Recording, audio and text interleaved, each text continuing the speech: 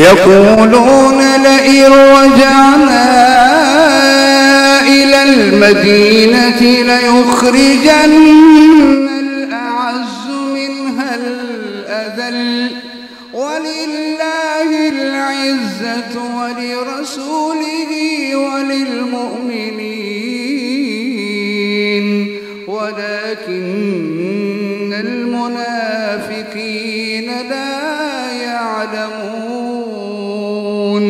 يا أيها الذين آمنوا لا تلهكم أموالكم ولا أولادكم عن ذكر الله ومن يفعل ذلك فأولئك